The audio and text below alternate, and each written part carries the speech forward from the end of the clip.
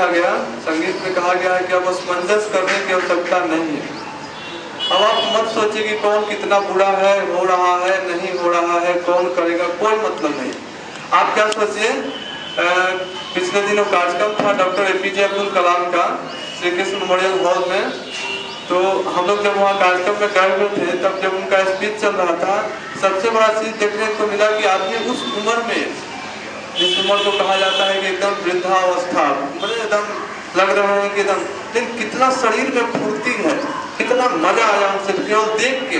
बोलने तो बाद में बात हुई, जब उनसे उनका बात चल रहा था, जब उनका स्पीच चल रहा था, तो अरविंद तिवारी जी जो उनका पुस्तक लिखा करते हैं वो भी थे साथ में। तो बता रहे थे कि कभी संस्था बनाए हैं वो लोग, वो संस्था का नाम है हाउ कैन आई गिव, या ऐसे कुछ, व्हाट कैन आई गिव, हम क्या दे सकते हैं। तो उसके बारे में बता रहे थे, कलाम साहब बता रहे थे कि ये संस्था का उपज कैसे हुआ। तो बता रहे थे कि वो गाजियाबाद के रूप में उत्तर प्रदेश में जा रहे थे, जहाँ की रोड की स्थिति ठीक नहीं थी, ऊबड़ खाबड़ इस तरह से रोड था। उस रोड में जब जा रहे थे, तो जाते जाते उनके मन में वापस में दोनों लोग बात कर रहे थे, अच्छा बताइए इस तरह का है, दोनों तरफ पेड़ पौधा का भी बड़ा दिक्कत है, बड़ा गर्मी भी था, रोड भी बहुत खराब था, रोड के किनारे एक सरहा पानी का होता है, उससे भी रोड कुछ कट रहा था। तो आपस में ये लोग बात कर रहे थे कि वास्तव में ये स्थिति में हम क्या कर सकते हैं, इसमें हम क्या कर सकते हैं, हम क्या कर सकते हैं। अगर हमसे पूछा गया तो हम क्या कर सकते हैं, हम ये कर सकते हैं कि 10 को गाली दे सकते हैं। क्या गाली दे सकते हैं, लालू प्रसाद खराब है, नीतीश कुमार खराब है, फलना खराब है, वो खराब है। हम क्या कर सकते हैं, हम यही 10 को गाली दे सकते हैं और हम कुछ नहीं कर सकते हैं। लेकिन वो क्या किए, वहां पर एक सोच का उपज हो गया जिसका नाम था व्हाट कैन आई गिव, हम क्या दे सकते हैं। और वो संस्था क्या काम कर रही है, उनके तरफ से जो चल रहा है वो काम क्या कर रही है, तो वृक्षारोपण का काम कर रही है। बिहार में भी बहुत सारा काम हो रहा है। तो वो बता रहे थे कि वो रास्ता में, जर्नी में ही ये आ गया कि हम क्या दे सकते हैं। तो बहुत अच्छा संकल्प भी दिलाए थे, वहां पर जितने स्टूडेंट लोग थे सब लोग को संकल्प दिलाए थे। क्या संकल्प दिया, तो सबसे पहला उनका संकल्प ये था कि आप अपने माँ को खुश रखने का प्रयास कीजिए। बहुत अच्छा लगा उनका। पता है, आपका जब माँ खुश हो जाती है आपसे, जब प्रसन्न होती है, तो आपका परिवार खुश रहने लगता है। और सब लोग को शपथ दिला रहे थे, क्या आप, वो बोल रहे थे कि आप हमसे सहमत हैं, हम कुछ शपथ दिलाना चाहते हैं। तो स्टूडेंट तो लोग थे, पता नहीं भगवान जाने जो कहता है, लोग सुनता नहीं है। और वहाँ ऐसा माहौल हो गया था कि वहाँ पिन ड्रॉप साइलेंट, सब स्टूडेंट, पास तो फ्री मिल रहा था, लेकिन क्या है, वहाँ हड़बड़ होकर स्टूडेंट लोग पहुंचे हुए थे, लेकिन तो भी वहाँ पर कोई शोरगुल नहीं, सब लोग शांति से सुन रहे थे। कारण क्या है, सुनाने वाले जो आए थे कलाम साहब के रूप में, सब लोग साइलेंट होकर सुन रहे थे। तो उसने वो बताया कि सबसे पहले आप अपने आप पर ध्यान दीजिए। क्या है, गुरुजी भी बार बार कहते थे, अपना सुधार ही संसार की सबसे बड़ी सेवा होती है। अगर आप समाज का सेवा करना चाहते हैं, राष्ट्र का सेवा करना चाहते हैं, तो सबसे पहले किसका सेवा आप चालू कीजिए, तो अपने आप का। तो वो क्या बताएं कि सबसे पहले आप स्टेप उठाएं, अपने माँ को खुश रखने का प्रयास करें। माँ कब खुश होती है, जब आप कुछ अच्छा काम करते हैं। जब आप कुछ अच्छा काम करेंगे, आप रूपी ना चाहते हुए भी आपकी माँ खुश रहने लगी। और जब माँ खुश होती है, जब परिवार खुश होता है। तो अच्छा चीज बता रहे थे, बहुत बढ़िया चीज बताया।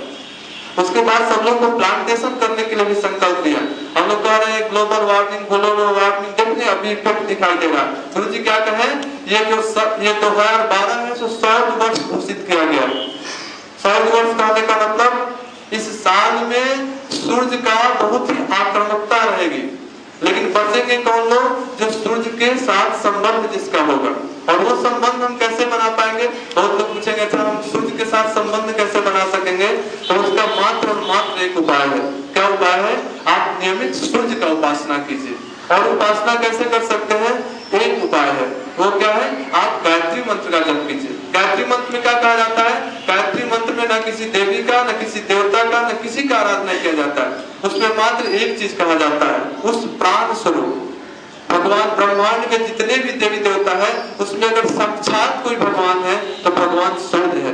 और अगर आप सूर्य से संबंध बनाते हैं ध्यान के माध्यम से, तो आपकी परेशानी अन्य लोगों की अपेक्षा कम होती चली जाएगी। इसलिए आपसे निवेदन है, खासकर हमारे जो पुराने भाई हैं, क्या होता है हमारे मन में, क्या होता है, हमारे मन में एक बात आने लगता है, क्या, हम तो बहुत गायत्री जप, बहुत जपने का मतलब नहीं होता है आप गुरु जी से आगे नहीं हो। गुरु जी जानते हैं, गुरु जी जिन्होंने कहा जाता है कि जो इतने बड़े साधक, जो कहा जाता है कि वो साक्षात महाकाल के अवतार, वो कुछ भी करने में सामर्थ्य जिनका है, वो कब साधना करते थे, वो 2 से लेके 6 बजे तक 4 घंटा का नियमित साधना चलता था, कभी उनका आस्कत नहीं हुआ।